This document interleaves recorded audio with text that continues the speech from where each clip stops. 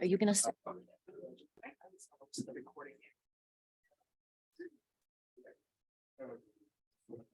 All right, we're going to try that again. It's now 7:20 and we're calling together the joint special meetings of the KFPD and the KPPCSD. My name is Alexandra Aquino Fike, the president of the KPPCSD Board of Directors. We have on Zoom 60 participants who are very patiently and graciously waiting. We're sorry for the technical difficulties. Let's get started though. Linnell, could you do roll call again for KPPCSD? Director Duggan, Here. Director Hassai, Here. Vice President Goff, Here. Director Spath, Here. and President Aquino. Here.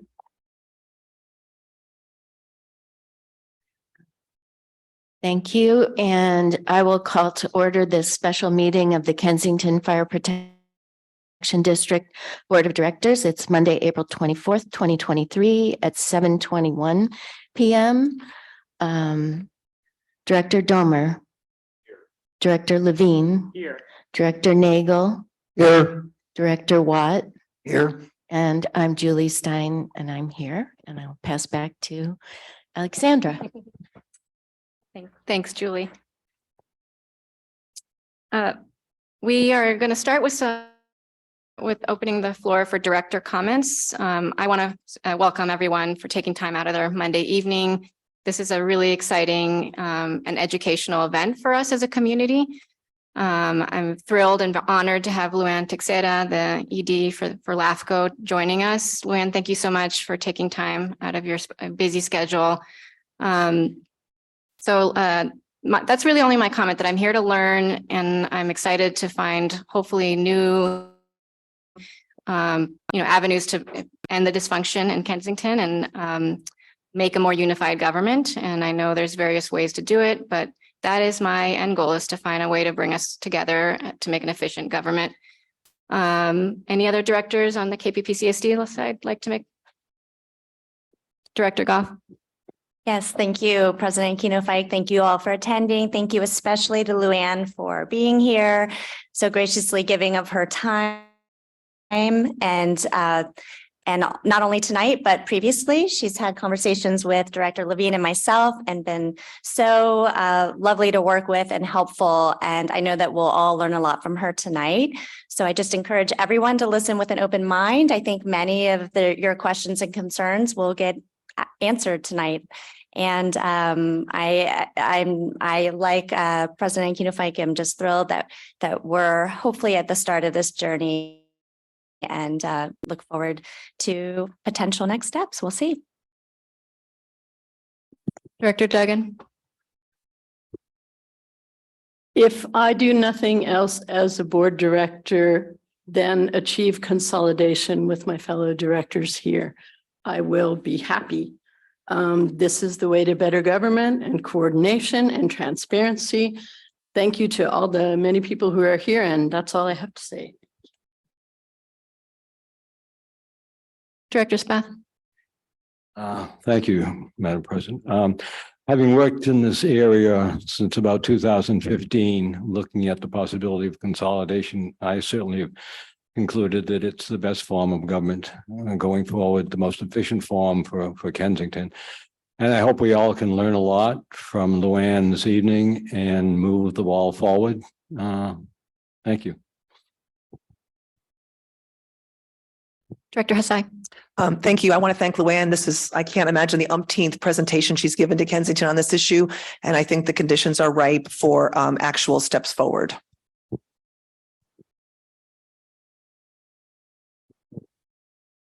I also want to thank Luann again for the many times that we've communicated by email and phone leading up to this meeting. I also want to thank the community. I understand that there's a wide range of familiarity in the community between. I have studied this issue since 2015, and I just heard about this meeting, a few weeks ago. So I appreciate everyone coming out to get on the same page and try to have a more transparent collective discussion about this, as opposed to dribs and drabs of it leaking out over the course of various years and from various other organizations. The the authoritative source for this is Luann and the direction from these boards. So I look forward to all of us getting on the same page together and finding out whether or not this is or is not something that we want for a community. I think for some of the same reasons I'm looking. Oh, I thought I'm. So I'm looking forward to this. I mean, it's not the first time this has come up, so it'll be interesting to see how that goes. And look forward to hearing how that all gets put together and be interesting.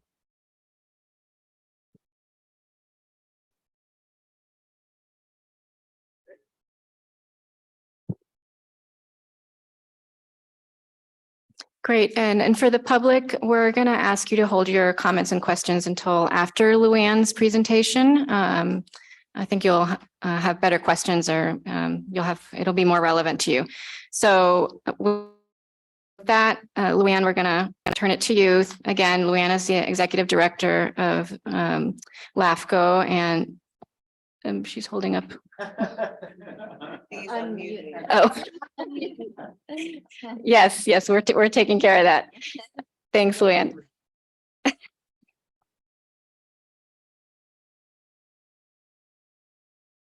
Okay, Luann, I think you're good to go. Thank you. Thanks a lot. Happy to join you. I'm sorry I couldn't be there in person. So there have been lots of questions the past year, and I just want to maybe start a little bit for those that aren't familiar with LAFCO, give you kind of a little intro to LAFCO. We were formed in 1963 in response to issues in California like population growth and public service, local control, community identity. We're unique to California. There are 58 LAFCOs, one in each county. We're an independent agency and we're quasi-legislative. We derive our authority from the California Government Code. And we're also subject to state laws like the Brown Act, CEQA, and the Political Reform Act. The legislature directs us to encourage orderly and logical boundaries and discourage urban sprawl, preserve agricultural land and open space, and promote efficient public services.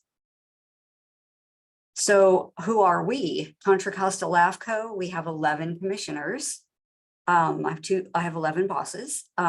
We have 2 county members, 2 city members, 2 special district members, 1 public member, and we have 1 alternate in each category.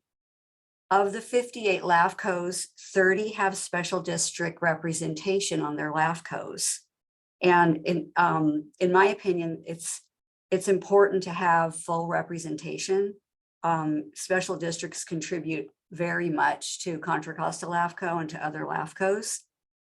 When a commissioner is seated on LAFCO, they're not representing their agency, they're representing the county as a whole. And we have a great group of commissioners on LAFCO. We have 2 full-time employees. We do contract with the county and with private firms for various services. We adopt an annual budget, and we're funded by the county, the cities, and the special districts.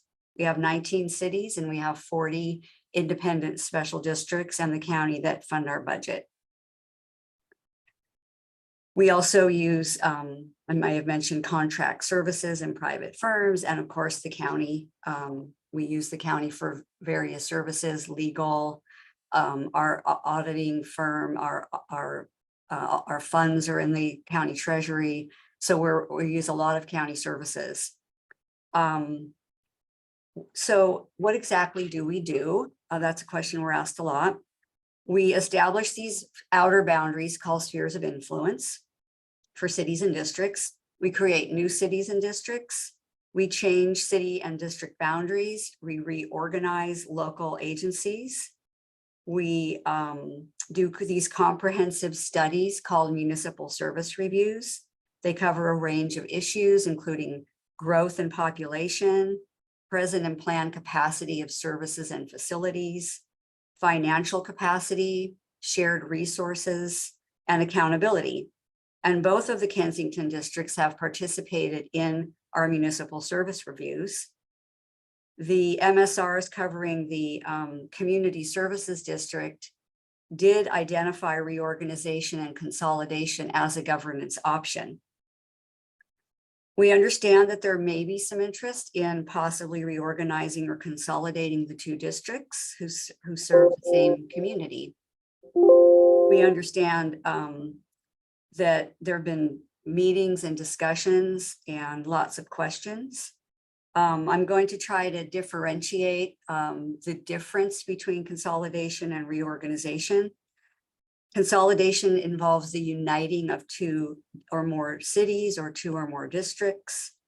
In response to some of the questions from the Kensington districts, I recently polled my fellow LAFCOs and learned that consolidation is used very infrequently. And I can tell you that since formation of Contra Costa LAFCO in 1963, that this LAFCO has approved 9 consolidations.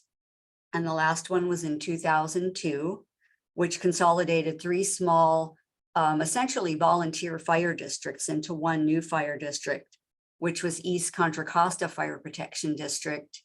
And last year, Contra Costa County Fire Protection District applied to LAFCO to annex East Contra Costa Fire Protection District and dissolve the East County Fire District. And so this LAFCO did approve that, and it was a successful consolidation. Also on a personal note, in my 24 years of LAFCO work with Alameda and Contra Costa LAFCOs, I've never processed a consolidation, only reorganizations, dissolutions, incorporations of cities, formations of districts, most other types of activities, annexations, detachments, but not a consolidation. So if there's a decision to go down that path, we'll all be learning it together. Another option for reorganizing is called a reorganization, and that involves 2 or more changes of annexation, such as of organizations, such as annexation and dissolution. Again, that's what we did with the Con Fire, East County Fire. And reorganization is used commonly throughout the state. Since 1963, Contra Costa LAFCO has approved hundreds of reorganizations. And as I mentioned, we just did one last year with the 2 fire districts. LAFCO is aware that the Kensington community is exploring these options, and in 2022, LAFCO staff participated in a Kensington community meeting regarding these options. And since then, we see there's been ongoing discussion and many questions. And I'd like to cover some of the key issues raised by the community and some of the board members, including potential benefits of consolidating and reorganizing, and a little bit about the LAFCO process and timeline. So potential benefits and outcomes, the districts serve nearly the same territory. The CSD has 1 additional parcel than the fire district. Some of the benefits of reorganizing or consolidating include economies of scale, including board members, staff, and operational efficiencies. Another outcome of the consolidating or reorganizing would be a shared board of directors. As you know, a CSD board has 5 members, and if the reorganization occurred, the new district or the reorganized district would be a CSD. And so what happens there is that the board may temporarily, pursuant to CSD law, have 7, 9, or 11 board members. And upon the expirations of those terms, then you eventually get back to five board members. That's how that works. The application to LAFCO can be submitted by either a petition of registered voters or landowners, or by 1 or more of the affected districts. And if both districts submit substantially similar resolutions applying to LAFCO, then LAFCO shall approve the consolidation or the reorganization. LAFCO can initiate a consolidation as well, in accordance with the municipal service review or a special study. Both processes are fairly complex and can take anywhere from 6 to 8 months and sometimes longer to complete. With either type of application, consolidation or reorganization, we would need a plan for services and a fiscal analysis that the new or the reorganized district would be financially viable. The LAFCO process typically involves a minimum of one hearing. If we have any protests from landowners or voters up to and including the first hearing, then we hold a second hearing called a protest hearing. I think I mentioned the terms and conditions that LAFCO can impose when they approves a reorg or a consolidation. And again, those range from taxes, special taxes, existing taxes, employee benefits and rights, terms relating to contracts and bonds, and other obligations. LAFCO also sets the effective date of the reorganization or consolidation. There are several checkpoints throughout the LAFCO process, including the 30-day reconsideration, and at certain points in the LAFCO process, an application can be withdrawn. And so I'm going to stop there. It's just kind of a brief overview of LAFCO and the consolidation and reorganization aspects. And so I'd like to open it up for questions and comments.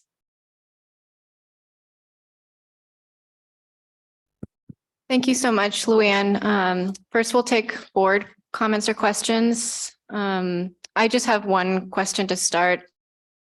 You seem to outline, I think, 2 or 3 avenues to unify 2 districts. One of them was consolidation, which in Contra Costa has only been done 9 times, I understand. And the other you said was reorganization, which I'm not quite sure I understood if that has to involve dissolution. And I don't know if there was a third. So if you could just repeat those 3 or 2 options. Yes, and there were 2, the reorganization and the consolidation. And the reorganization would involve the CSD annexing the fire district, and then the fire district would then be dissolved. The CSD would also have to apply to LAFCO to activate their latent power to provide fire service. That's a fairly simple process. Okay, thank you. Director Duggan? So if we were to go the reorganization route, would we potentially lose any of our current 2 districts' tax revenue? You know, I'm probably, I'm guessing that no, but that question would be more directed to the county auditor, the county auditor's office. Luann, can I jump in for a second? Yes. On your recommendation that we reach out to the county auditor's office, I did ask them about both consolidation and reorganization, and the county auditor's office told me that they are the same from their perspective, that in the case of the consolidation, the successor district would count as the successor district, obviously, to both organizations, and that in the event that fire service was no longer being supplied by the KFPD because it was dissolved and new KCSD was taking it on, then the KCSD would be termed the successor district for the KFPD. That was some correspondence. I'll post that correspondence also on the website. But yeah, so I just got a confirmation from him that, not from Bob directly, but from someone in his office, that they're the same. Okay, thanks. Director Levine, did they talk about the tax question though?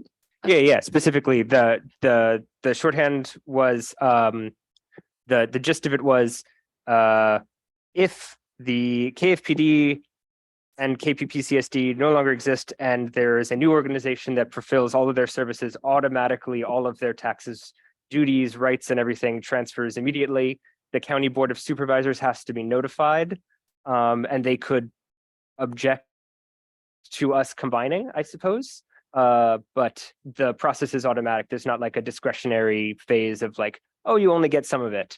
Apparently all of it would go, but the County Board of Supervisors has to be just notified and assent to us reorganizing.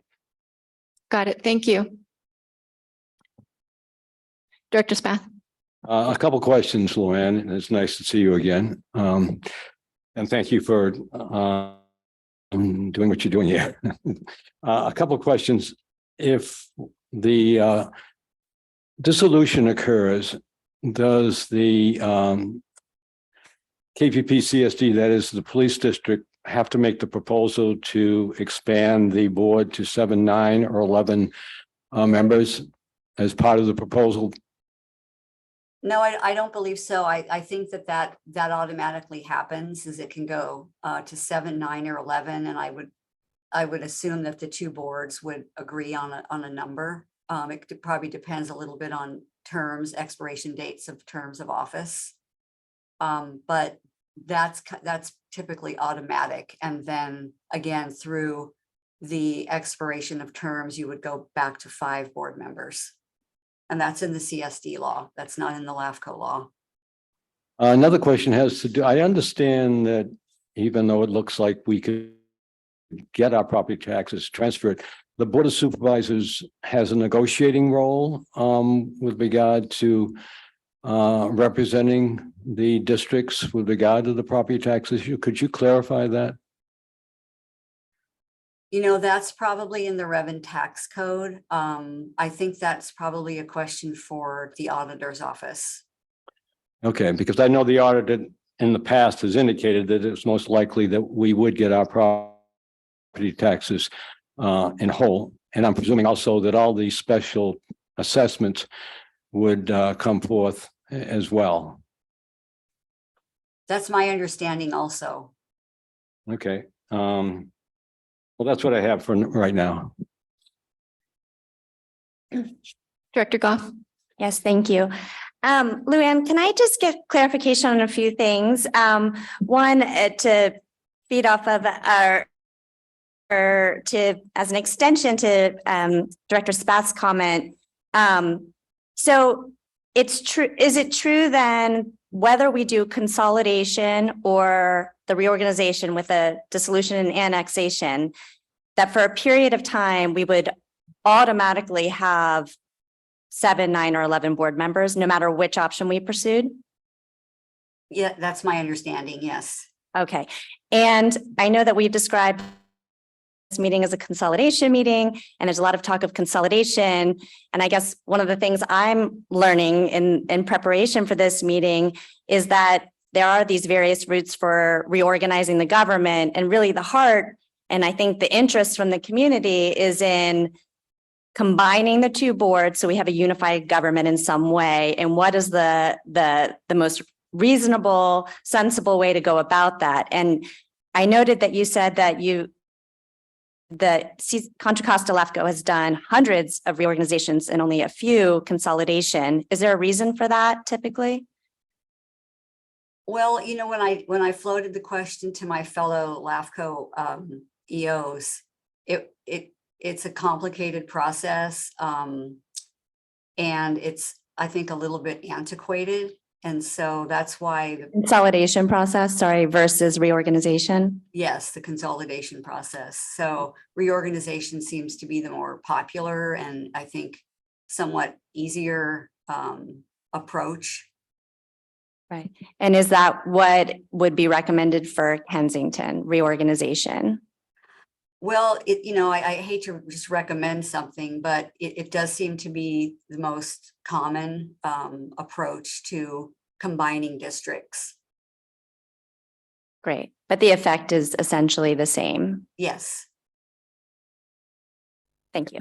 That was one of my questions that I was hoping you could shed light on, because I've read a lot of laws, government codes in the last couple of months preparing for this. And is there any functional difference between a consolidation and a dissolution annexation, in the sense that right now we are 2 special districts, and at the end we will be 1 special district that's a CSD.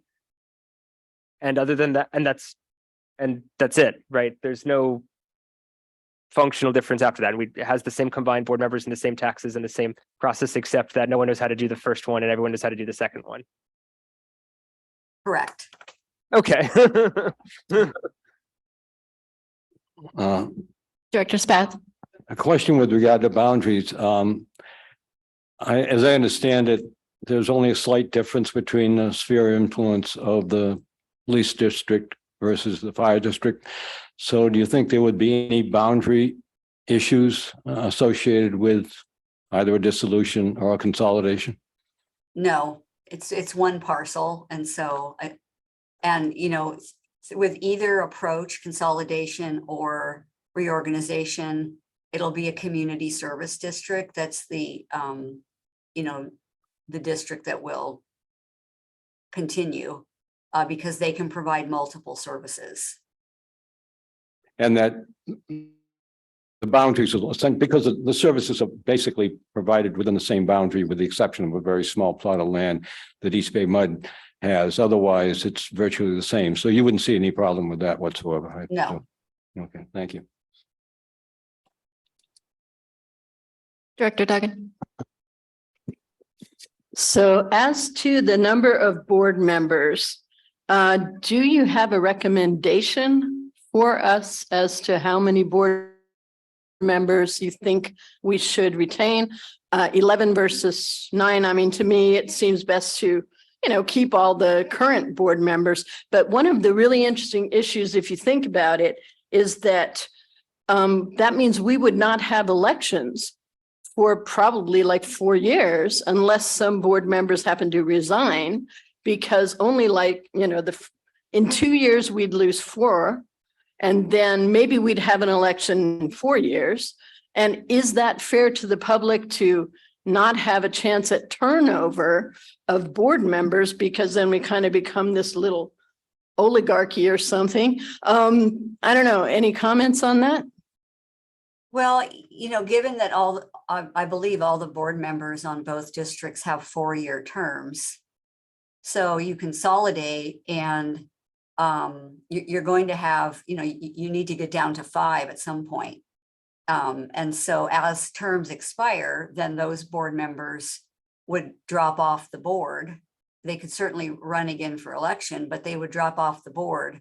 And I think by the time that happened, then you'd have the 5 existing board members, you know, some of whom maybe their terms have also expired and they've had to run for their seat. But I think through kind of attrition, you would get down to the 5. And then when those 5 members, when their terms come up, then of course they would have to run for re-election.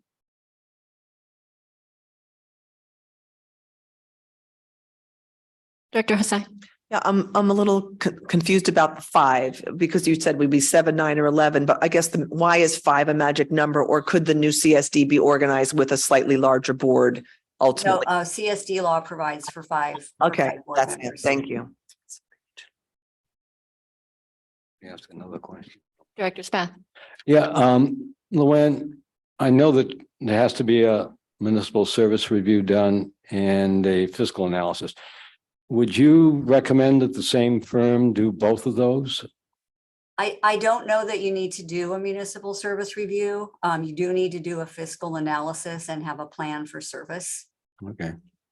So you wouldn't necessarily have to do a full-blown MSR No. for this purpose. Okay, thank you.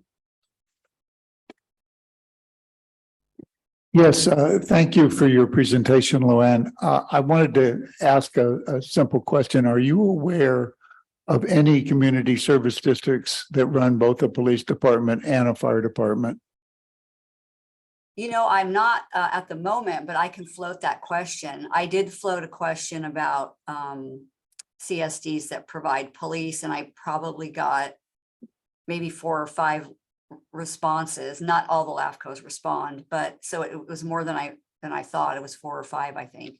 But I'm certainly happy to float that question. I guess a follow-up question. We could probably accomplish the same goal by having the Contra Costa Fire District annex the Kensington Fire Protection District, and then we would have just a community service district and let the county take care of the fire protection. Is that as they did in East County? That was extremely successful. Is that Yeah, I correct? guess you'd have to talk to Chief Burchard about that.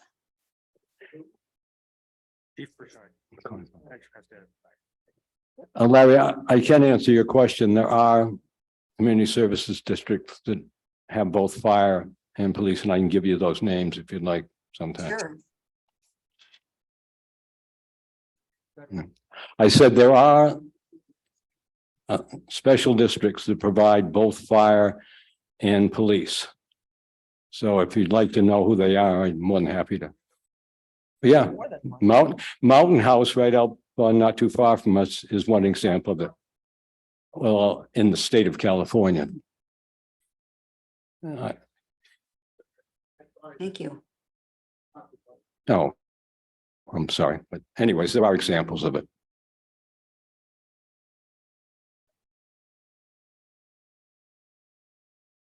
Director Duggan. Larry, I'd like to point out that if Kensington were to lose its fire district, the fire district gets a higher proportion of property taxes. It gets 30% of Kensington's property taxes.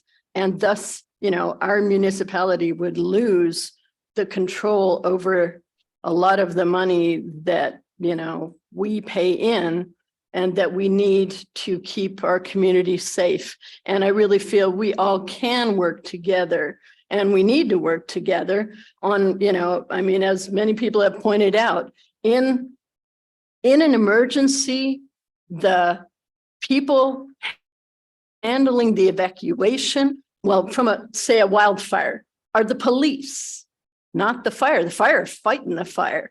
So we need to have all of our plans well coordinated so everybody is working together. And I think we can do that best, by keeping it local and keeping control. So that's my opinion. The evacuation would be run by the Contra Costa County Sheriff's Department. We don't have the staff to do a full-scale evacuation in Kensington. But the police are in charge of Kensington evacuation. I've heard that multiple times. Well, we do have a police force and we won't get into that. Any other comments or questions from the? Just thinking about Confire and the KFPD would also be interesting. We definitely would have to discuss that heavily with Confire because of course we have the El Cerrito contract. Presumably they would not want to take over the El Cerrito contract. And so there's that issue. And then there's a bunch of fiscal ramifications for breaking the El Cerrito contract. So it might be a very expensive way of getting fire service if the KFPD were to cease to exist and devolve its power to Confire. I think it's a possibility we should explore. That's all.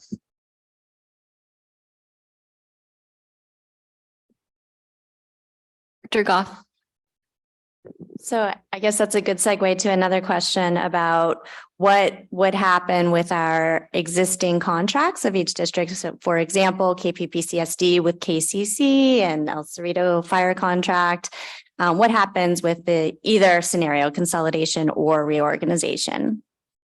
The CSD would be the successor agency and they would assume all contracts, assets, and liabilities. Thank you.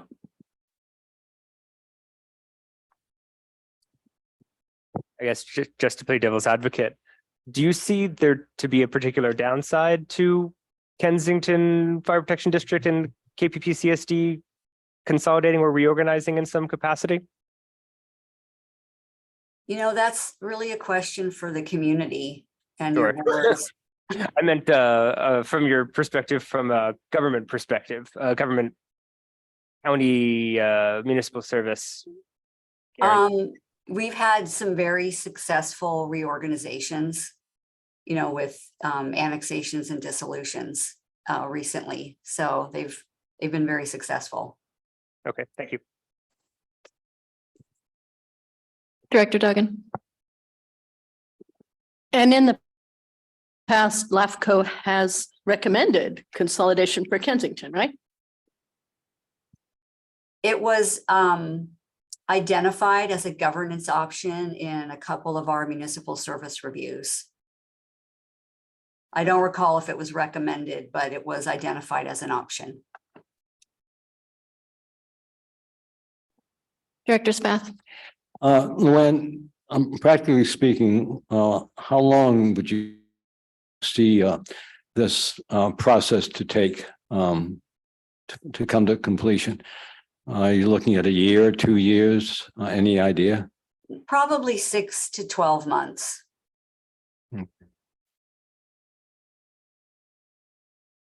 And I will add that if both districts adopt resolutions of application to LAFCO, if both districts are on board, then the LAFCO law provides that LAFCO shall approve the reorganization.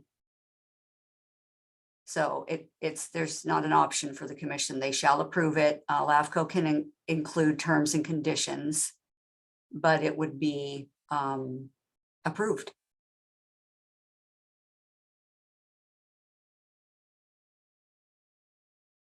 Are there any more questions from Director Duggan?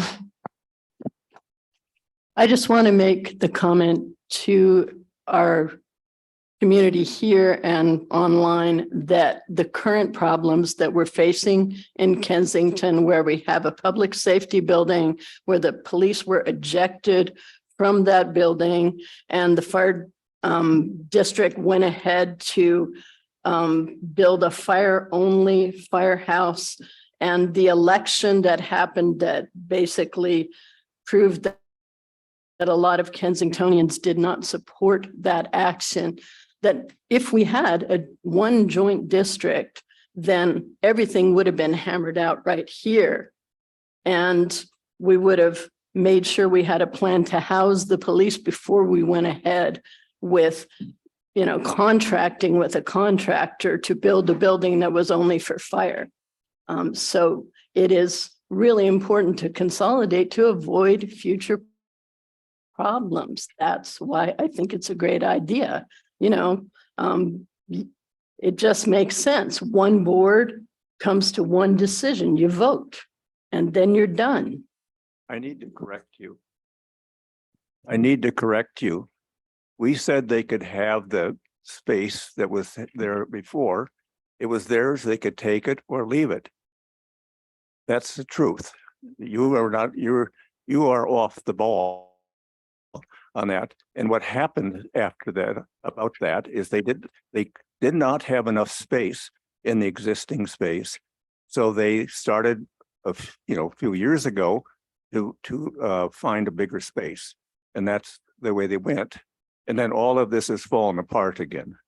So space is still a problem. And right now the building is awfully small. I want to redirect our attention back to the agenda at hand, which is LAFCO. So let's avoid this debate for tonight. And I disagree with your assessment, and I'm sure you disagree. But we're not going to debate this right now. We're not going to debate this right now. We're not going to debate this right now. We're not going to debate this right now. We are here to listen to Luann and learn from Luann. Yes, and I've asked you both. Let's let it go. Okay, my apologies. Let's move on. It's time to turn to the public and let the public ask questions of Luann. I'm going to just lay out the ground rules. Our GM, David Aranda, interim GM, is going to walk around with a mic. Please raise your hand so he can see you. We are going to have time limits of 2 minutes per person so that everyone can have a chance to ask their question. We will be we'll be writing down your questions and grouping them. We're not going to answer them right away. We're going to let everyone go because there may be similar questions, and then we'll have Luann answer. Thank you. My name's Kay Reed. I have a series of questions around the consolidation or reorganization process. And that is, I heard Luann say that if both districts apply, it shall happen. That's good news. But does it require a fiscal review and plans? Do there still need to be plans put into place as if there was anyway, that's number one. Number two, I heard someone mention the use of consultants to complete these forms, which I think is a good idea. given that, we'll only have this one rodeo and going to somebody else who has more experience. I'm curious how much time that would take, because that would be added on to the LAFCO time, I'm assuming, and what would it cost? And if the boards were not able to fund it out of their own general funds, is that something that community could fundraise for and supply the boards with that money and have it paid for outside the regular budget? Thank you.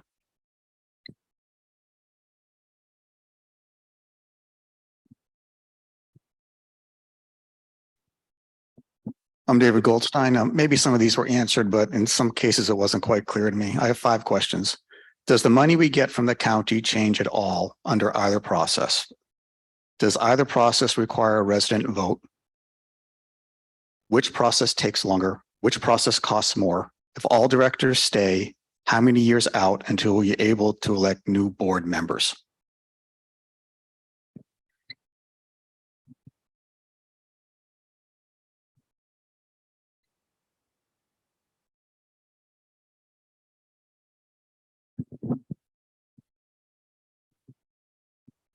Hello, my name is Andrew Reed. I just want to tell all of you up there how excited I am to see what you're doing and that you've put this meeting together and what it means to me and a lot of people that I know in my neighborhood. I think we saw a little bit of an example tonight about a great reason to proceed with this so that we can act in a unified way. I want to, again, just repeat my thank you.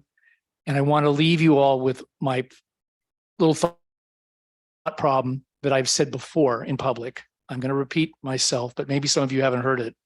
If we were developing a 3,000 home development in Brentwood, what kind of government would we set up? If we could start over again, how would we do it? Would we have a more typical one council, city manager situation, and then that city manager runs services? Or would we have a district for every single thing? I think we wouldn't do the latter. So thank you very much. Good luck.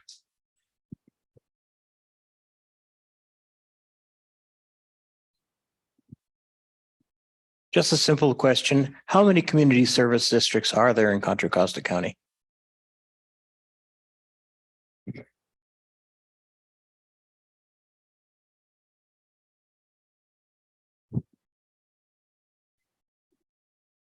I just wanted to make a statement, which is that for over 25 years, I've lived in Kensington and have advocated that the 2 districts consolidate or reorganize together as one unified government body.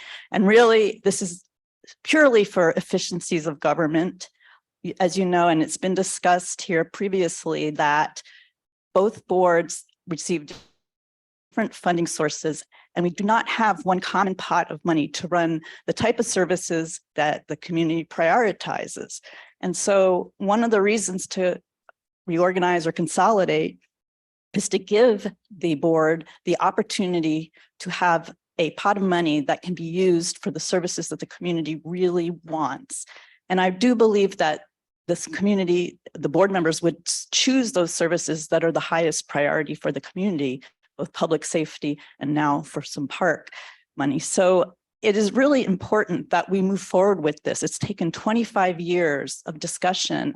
The Kensington Property Owners Association has brought Luann here many times to inform the public about our what the consolidation would mean. And I'm really happy now that this has come before our elected body. And I really hope that you'll consider discussion about appropriating the funds so that you can do the studies that are necessary before you vote to consolidate the 2 districts.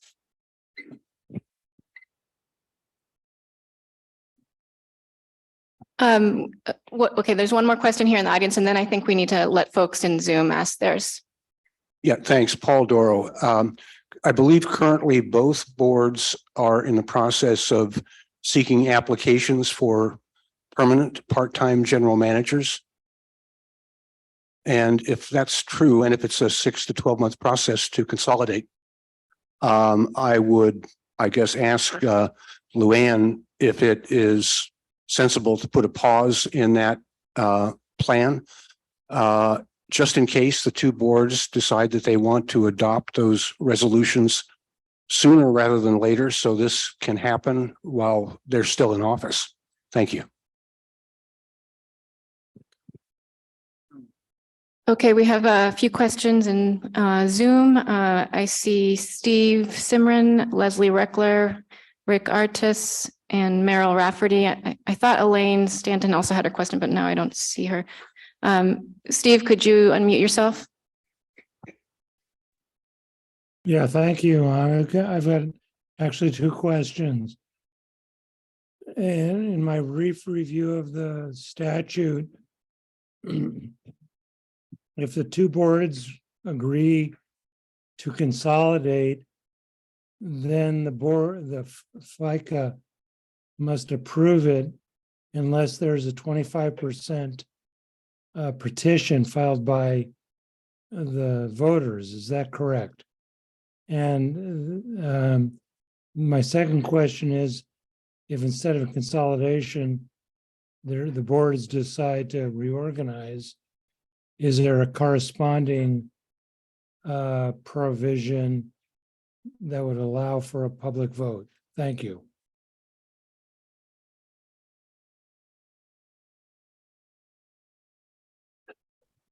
Thanks, Stephen. Leslie, can you unmute yourself?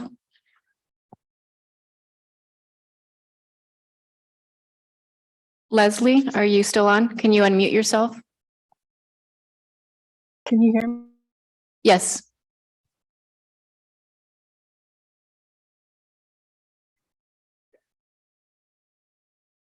Can you hear me? Yes, we can hear you. Okay. Great. Thank you. Thank you so much for having this session. Thank you to all of you for your service. I am very interested in seeing this explored further. I do believe that we can get a lot of economies of scale out of this and simplify our government. So I think that this might be good to continue. Since this has been explored before, I do ask that you go out and find out what the sticking points are and work on those first, because it didn't continue for reasons, and I'm not sure why, but I'm sure there's a lot of institutional knowledge out there that does know. The second question is, how do you intend to assess community approval of a merger or a consolidation? Is there something official that needs to happen, like a ballot measure or a referendum, or is it done more casually? And then I have questions around consolidation, not so much about salaries, but about CalPERS, health insurance, medical, dental, vacation. Do those need to get standardized? Is there anything out there around those benefits that needs to happen to be standardized if everything comes together? And then I just wanted to make a note about the little conversation that happened about the police building. That should not be discussed tonight. According to the Brown Act, your conversation should only be about consolidation tonight.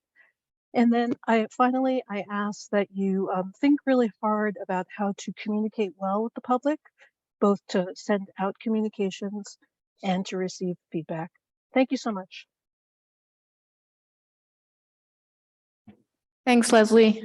Rick, can you unmute yourself?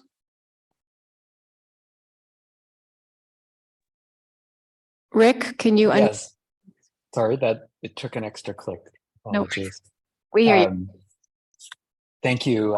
Thank you all. And thank you, Luann, for coming to talk to us. It's good to hear your voice and see your face again. I was happy and fortunate to serve as the chair of the consolidation subcommittee when the ad hoc committee did this a review of this particular topic. And I was pretty agnostic going into it. I'll say that I found many reasons why it seemed to make sense and many roadblocks that raised questions. I think most of them have been dealt with tonight. I know the word shall approve have been emphasized a couple of times if the two boards request this action. And the subject of the 25% protest petition was more obscure back in the day, but I think now my question is, how long and in what forum does the protest petition have to surface? In other words, how long does that protest petition have to be generated as part of the approval process? And when the first hearing comes at LAFCO, does it have to be done by that point or not? And that's really, I think, the nature of my remaining questions.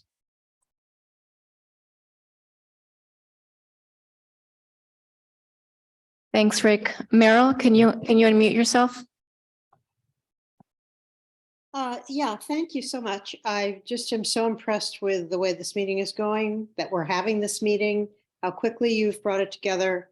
Want to add my thanks to Andrews and hope that we can continue on. Thank you so much.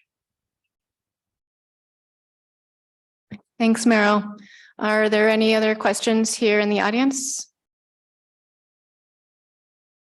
Any other questions in Zoom? Okay. Oh, Elaine Stelton, I see your hand. Can you unmute yourself? Hi, I just once again wanted to thank you for your service. And my question is actually to both boards. You are all volunteers and you contribute so much of your time to this community. And I, for one, am very grateful. I wanted just to ask you, I know you wouldn't be doing, spending double the amount of volunteer hours, but you will be spending more hours. And it's just a personal question, whether all of you have the time to take on these two entities, the police and the fire. And just watching you in action, though, you really hit the ground running and really became experts. And on both fire and board, all the new elected officials did a great job and are working very hard. And once again, I appreciate that. Have a wonderful evening and thank you for your service.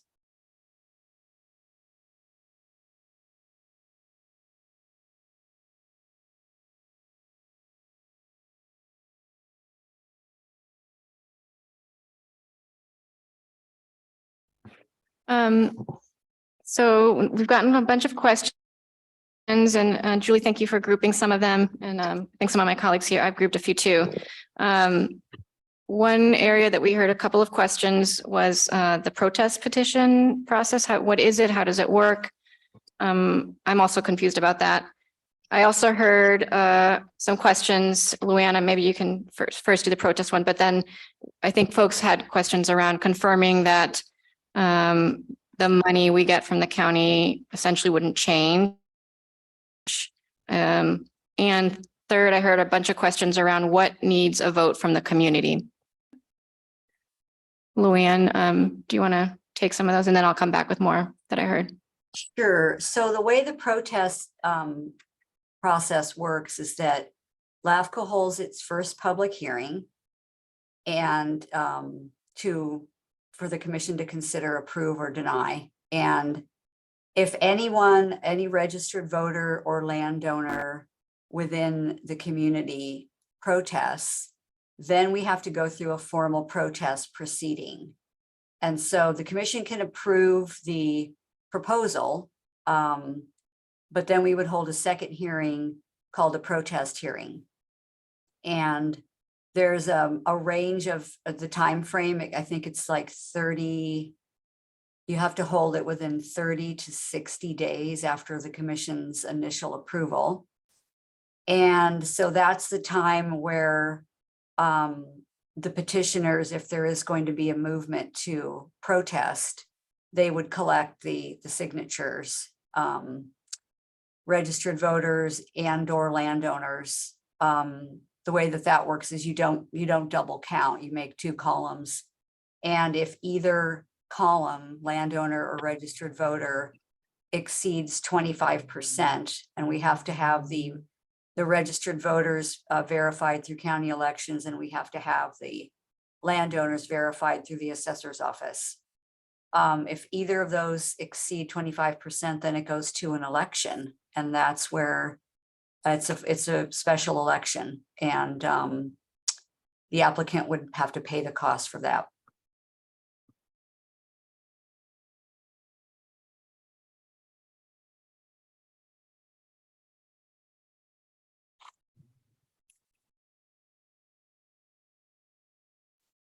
And on the tax question, can you help us with that one, or is that the one that you said we needed to go to the auditor? You do, because I don't think Kensington has a master tax sharing agreement. And so, but even if you did, that question would be geared to the auditor's office and how the taxes roll out and play out. My understanding on a kind of 30,000-foot level is that the current taxes and assessments for the fire district would roll into the CSD, because the CSD is taking over the services. So, but I would recommend that you talk to the auditor's office about that.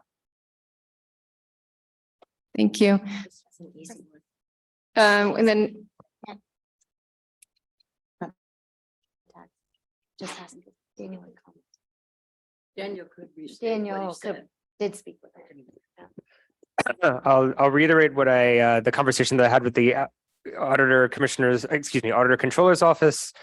What was sent to me in an email, and I'll post this correspondence on the KPD, and I guess it'll get mirrored on the KPPCSD website, is that given that there is a successor district and that the services currently, there would not be a fire protection district providing services.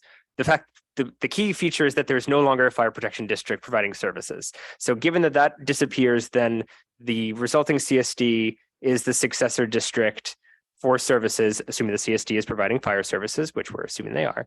And all of the property taxes that are currently going to the KFPD and the special tax assessment would automatically transfer, assuming both boards assented. And then there'd be a notification sent to the county board of supervisors. The board of supervisors would acknowledge the notification from the KFPD and the KPPCSD that the taxes were being transferred, and that would be the end of it, according to some government codes that Chris Wong and the county auditor controller's office sent me.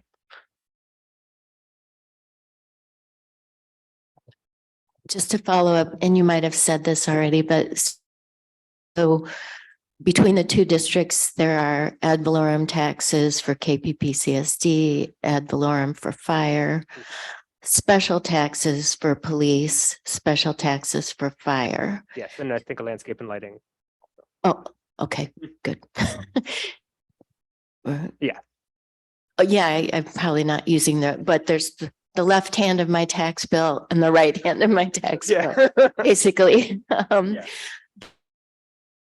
So the ad valorem in a reorganized or consolidated district, did you say, or do you know, does this mean the ad valorem taxes that were sort of previously allocated separately would all go into one general fund and could be used for any purpose within the district, but the special assessments that had been voted on in the past by each district separately, would that tax revenue remain dedicated to the purpose for which it was originally voted on? Yes, that's exactly correct. So the ad valorem taxes, which is sort of the general fund of the KFPD and a sizable chunk of the general fund of the KPPCSD, will transfer sort of whole hog to the successor district as a big pot of money.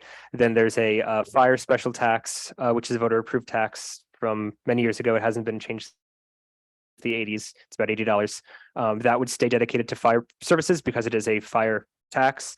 There's a special tax for funding police services that would stay dedicated to police services because it's voter approved as a police special tax. And I think Measure G is also explicitly for police services, so that would also stay devoted to policing services. So I pulled some quick numbers. So the KFPD's budget last year was about $5 million. The KPPCSD's budget last year is about $4 million. Of the KPPCSD's budget, about 2 million of it is taxes, and of the KP's, virtually all of it is the ad valorem taxes.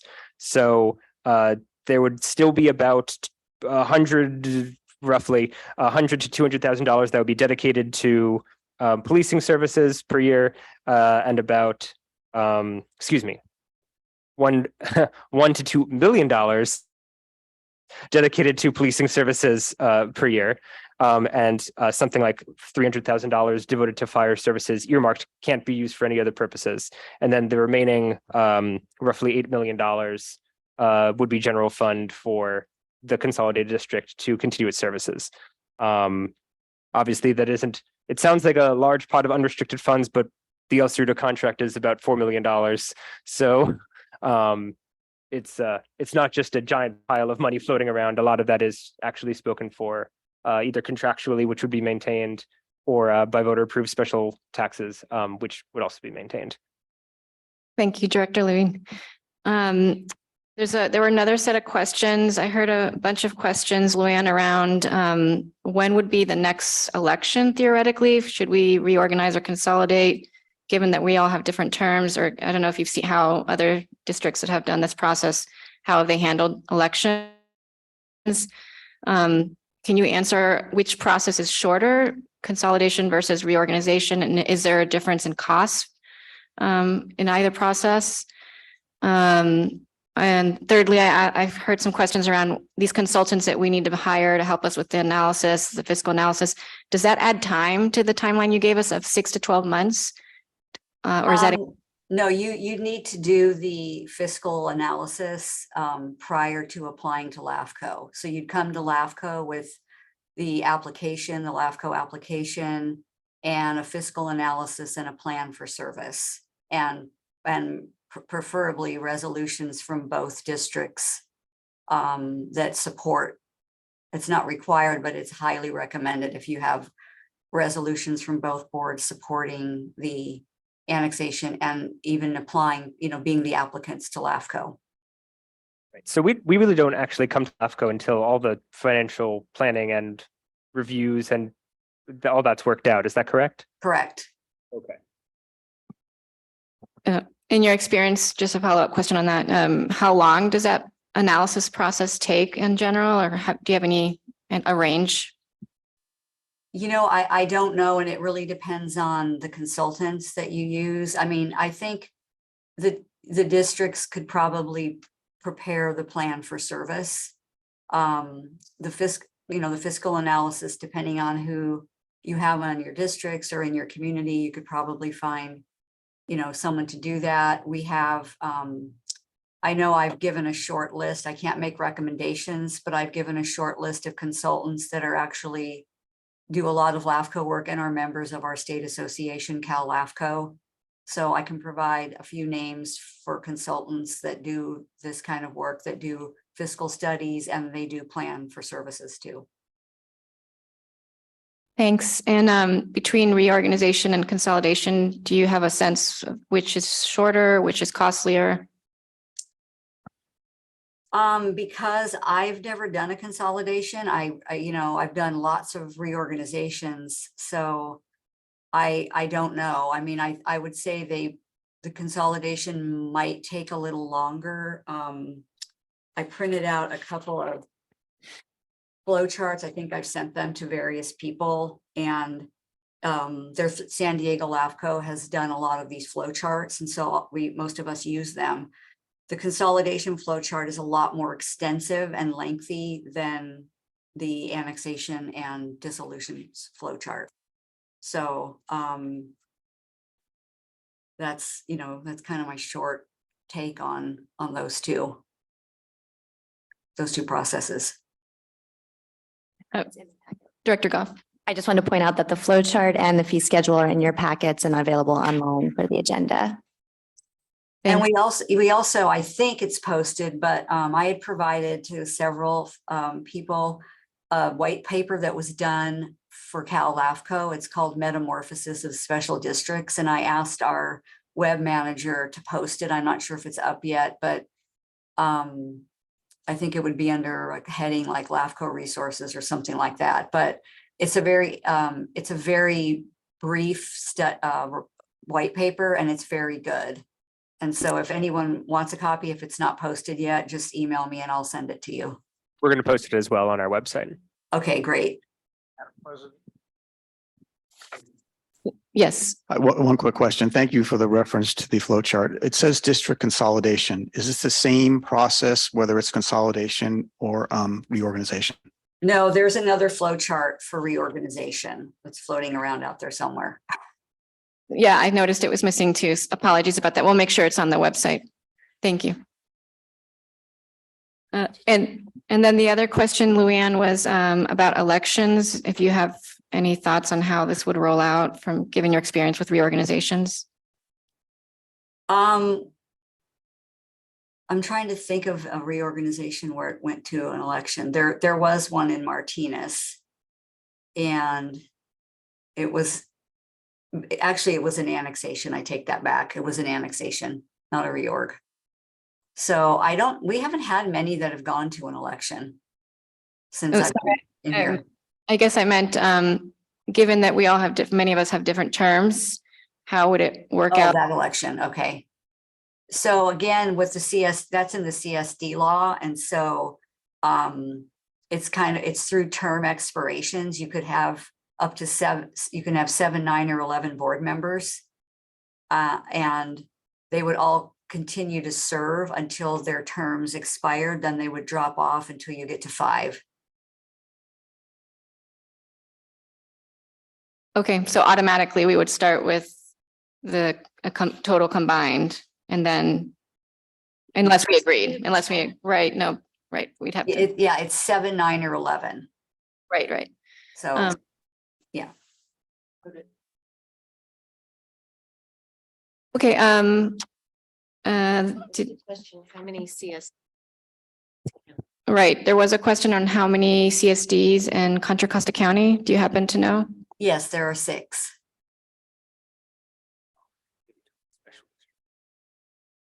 There will likely soon be 5. The Knights in CSD has applied to LAFCO to be dissolved, and that'll be on our May 10th agenda. The other K-Town. I'm sorry, could you repeat which one? The Knightson Town Community Services District.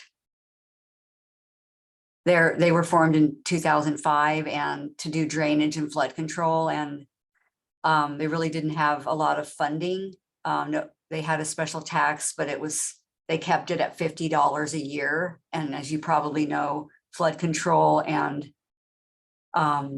drainage are very expensive services. So, and then recently in the November election, they abolished the $50 a year tax. So they have no funding now. So it should be a fairly easy decision, because they really have no funding to do a very expensive service.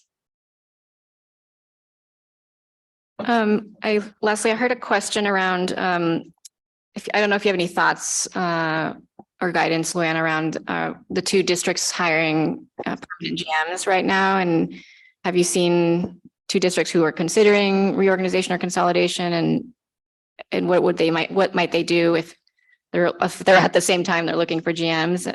I don't know if you have any thoughts on that. Yeah, I don't really. That's our challenge, I guess. Are you a member of the California Special Districts Association? Yes, we are. So we'll make sure to use their wisdom, collective wisdom. Yeah, you can float. We're a member also, and we get questions, emails every day with questions. So, and they also do like job postings and things like that. Right. Okay, I would like to turn it back to the board for further questions or discussion among ourselves. Director Watt. Yes, I have a question.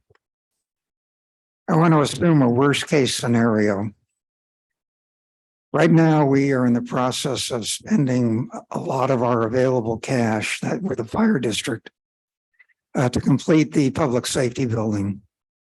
We also have a police board, which is going to have to go out and find a location for the police department. And in the process, may have to undertake their own fiscal obligations to obtain more money to do this. The result is that by 2024, we could easily find ourselves in a situation where both boards are strapped for cash, and in fact, maybe in a situation where they have to go out and ask the taxpayer to contribute more money. So I noticed that as part of the process here, it says that a financial analysis will be undertaken. What if that financial analysis indicates that we're going to be in dire straits? How does LAFCO look at that? Well, I can't speak for my commissioners, but that could be a concern, definitely for LAFCO if the reorganized or consolidated district doesn't have the fiscal means to sustain itself. We've seen, we've had a number of dissolutions in the last 5 years, and that was the cause was fiscal. They were not viable. So they didn't have enough revenue coming in to meet their expenses. And so you certainly wouldn't want to go down the path unless you were certain that you were fiscally viable.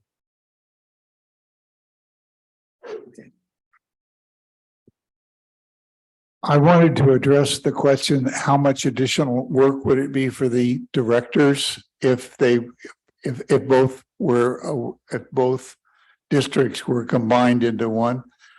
I did a little research. In 2021, the KPPCSD had 19 meetings.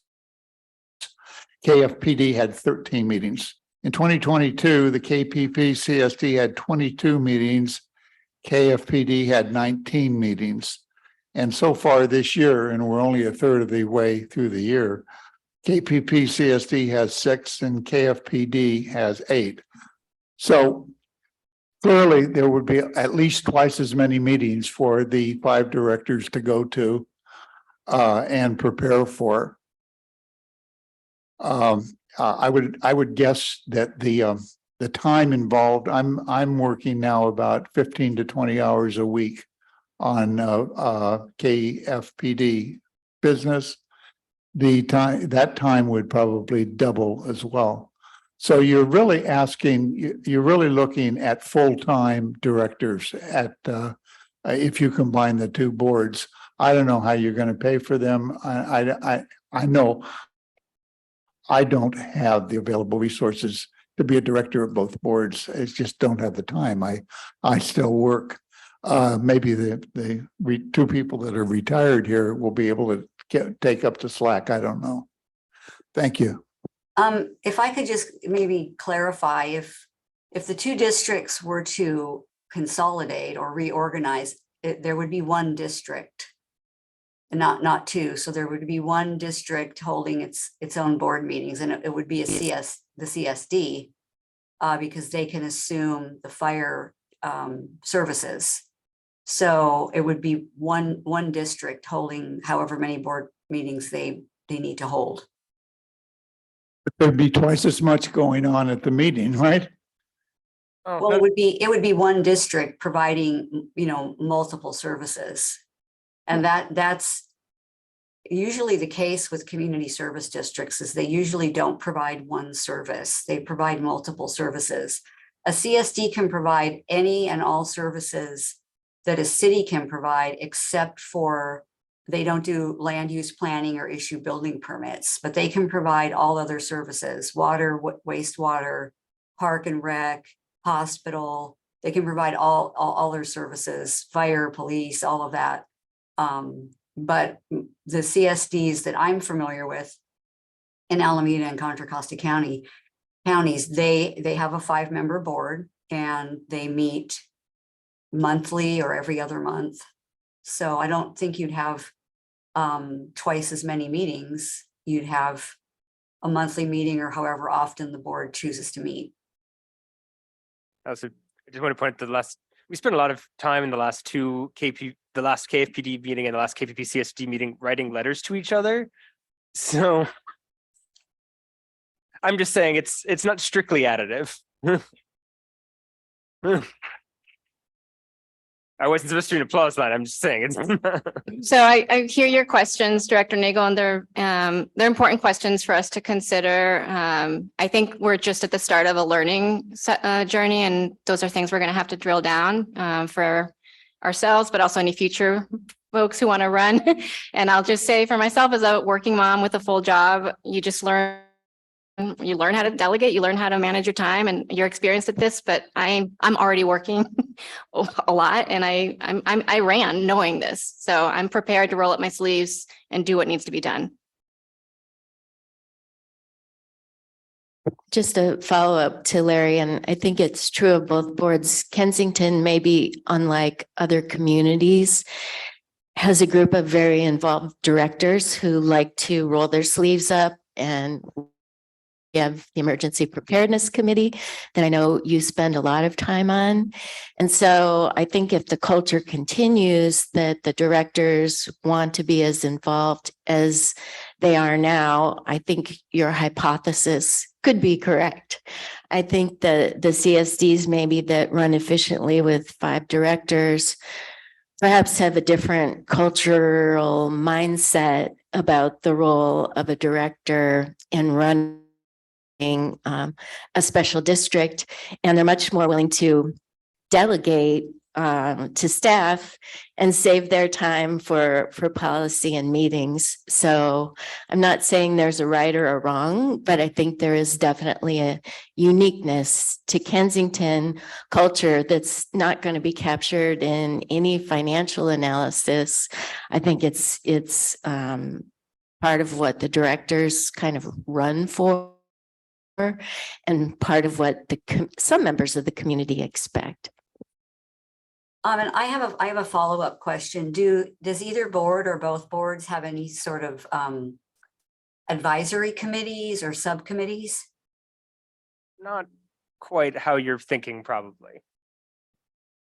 We have committees, but they have directors on them and some community members. But all of our committees have directors on them. Okay, thank you. And may I just comment on the workload? I think what also has to be noted and just restated that it wouldn't be double meetings. It should be at least half the meetings. But also we're dealing with a lot of one-off high intensive issues at the moment. Like we know all the issues. That will not hopefully always be the case. We also have been in transition, certainly in the KPPCSD, and I know in the KFPD with turnover of GMs and IGMs. And I'll tell you, it makes a wonderful difference to have someone as fantastic as David on our team. And I know Mary, you're fantastic, and having a really capable staff makes the difference. And I think I speak for myself. I'm happy to move on to just policy and, hand that over.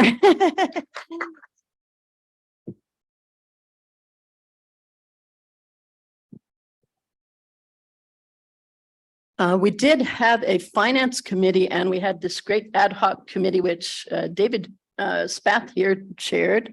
And it would be, many of us, on the board have discussed the idea of starting up the some committees again. It's a good idea. It's a great way to involve citizens. We have so many educated, involved citizens that we should take advantage of. So I want to outline the exact process of the voting. I wrote this out. Okay. So if we start with our 10, then we have to appoint 1. So, so we'd be an odd number. So votes wouldn't get stuck. So in 2 years, 4 directors will have their terms end, and then we'd be 7. In 4 years, 6 more would have their terms end, and there'd be 1 left. So in 4 years, 4 directors would need to be elected. I got it? Director Spath. Let me follow up too with what Luann said earlier. You can expect economies of scale if you consolidate. And you can also expect to have a staff that does a lot more than what is done now. So there won't be as much dependency on board members to take on these roles, at least one would think. Knowing the board members that I know, however, I know they like to get involved quite a bit on some of these issues. But I think you will see the benefit of having staff who are, should we say, professional staff, who can do a lot of the work that the board members are doing right now. I do advocate for committees. The fire board has the emergency preparedness committee, of which I am a member, and I certainly laud Larry for all the good work that he's done. And Dawn now has stepped in as well. And so it's a good example of what committees can do, even if board members participate on them.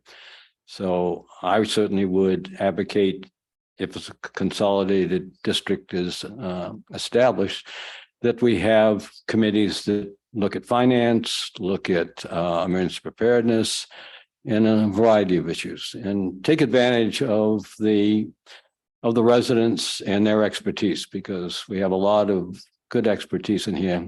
Theoretically, I guess supposedly we have more PhDs in Kensington, whether that's good or bad. That's the old wives' tale I've heard. Anyways. One more question from the community here in the room. Hi, Kay Reed. There seems to be a lot of question about how the voting would work and new officers, and would we have any new members? And I was going to ask if this was a possible approach. If there's 10 of you, you add one, now it's 11.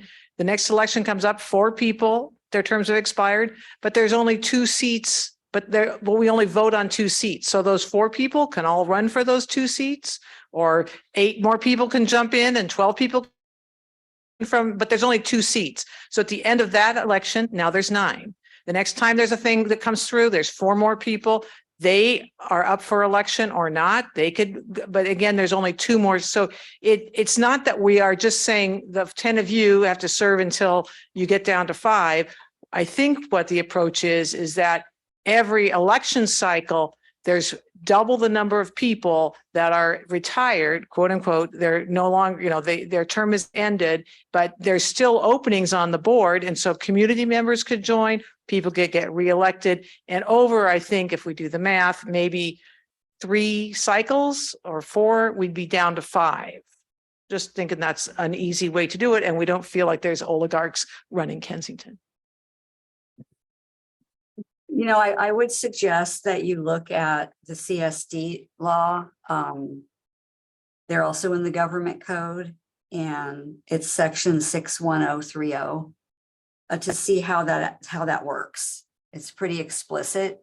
I'm not an expert in it because I use LAFCO law. That's what I have to look at on a daily basis. So I would suggest that you look at that closely, because I'm not sure.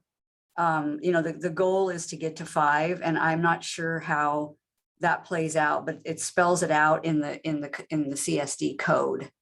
And so it spells out how you get to that number. So I would suggest that you take a look at that.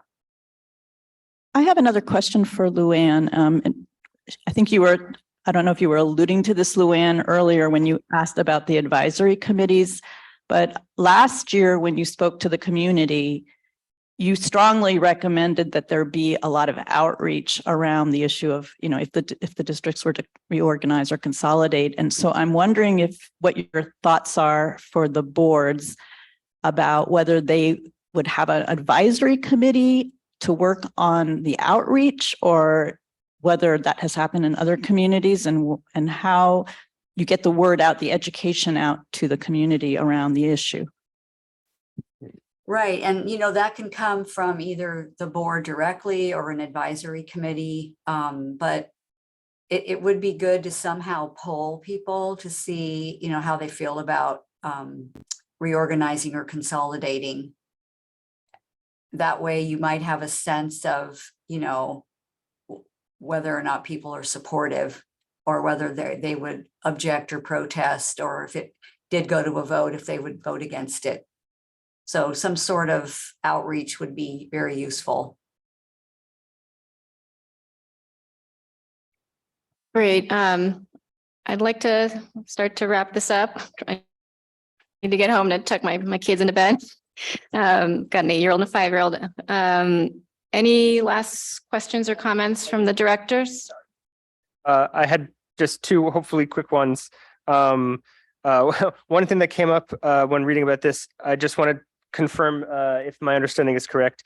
If hypothetically one district wanted to consolidate and the other district did not want to consolidate, my understanding is that a 25% protest vote of the population could sort of overturn the protest of the dissenting agency.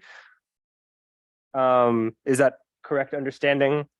Oh, I'm looking at the flow chart. Now, would this be, did you say dissolution and annexation or consolidation? Let's just say hypothetically, the CSD wanted to annex the KFPD and the KFPD didn't want that. What happens then? Well, I was wrong. It's really not on the flow chart. So I'm going to have to, I just want to make sure I'm giving you accurate information. So I'm going to have to get back to you on that. Is this Daniel? Yes. Okay. I'll have to get back to you on that. And my last other quick question, hopefully quick, is what's next? What if we want to move forward with this? What happens now? You mentioned getting this financial analysis and you have a short list. Is your recommendation for how you proceed for this is you go get your financial analysis? Is that correct? Yes, I would recommend doing that first to see if it pencils out. And if it does, then you might want to maybe do some community outreach to see how the residents, the landowners, voters feel about, moving forward with some sort of reorg or consolidation. Maybe a community meeting again to talk to your constituents about that. And okay, that's it. You need a joint committee to do this, or No, you don't. I mean, it would be probably better, but you don't. There's no requirement. Okay, and I guess it'd be easier to like split costs and whatnot if you did that way. Right. And again, if both boards adopt substantially similar resolutions applying to LAFCO to do a consolidation or a reorg, then the commission shall approve it. Thank you. Sure. Director Duggan. Can we do a quick show of hands in the audience who is in favor of consolidation? Who thinks that we should investigate consolidation? On Zoom if you want. It's just useful to get a feeling from you. Scientific poll. You can go. Go on Zoom if you you think- are Wouldn't in you favor. think, wouldn't you think that the people that you're just polling should have the information that we're talking about gathering before they raise their hand? Like with the fiscal analysis, nobody's done a fiscal analysis. We don't know if this is going to save us a nickel. I don't think it will, but we need to do that fiscal analysis. And I don't think we can say we're in favor or not in favor of the consolidation until we've done our homework. I think Director Duggan corrected herself and said she just wanted to see a show of hands to see who would be in favor of investigating the topic. And she corrected herself after. But anyway, yeah,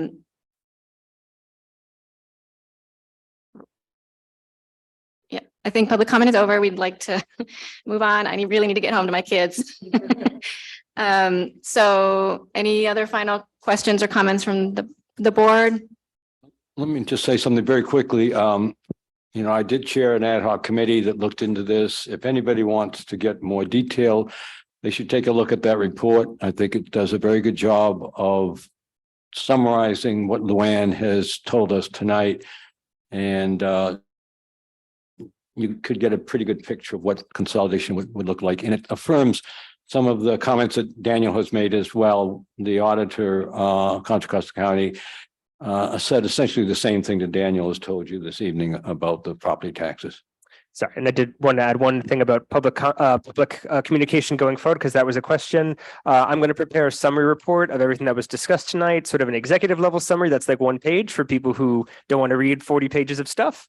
And there'll be details about everything that went after that. And we're going to post that to the kensingtonfire.org/consolidation-information page. So you can see all of that and send it to all of your friends, and they can all send me emails about how they feel about this, which I'm sure they will.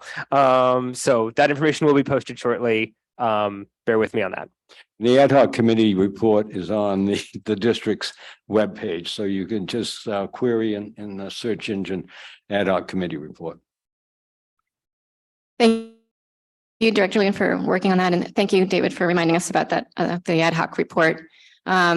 So we've learned a lot. We've need to digest this information as respective boards. I certainly hope our board takes this up on our next board meeting in May. So we all need to just continue educating ourselves, and we will be in touch with the public about further next steps on our respective websites and other forms of communication. But please feel free to contact us all with your individual questions. Our emails are on the website, as well as our general managers. I personally really want to thank Luann again for her time and patience. I know this was a lot. Thank you so much, Luann, and I'm sure we'll be in touch. You're welcome. Thanks for all the great questions. Thank you. Okay, so we would like to adjourn this meeting. It is 8:51. Thank you to the public for joining us. We really appreciate it. Thank you, Sarah and Daniel.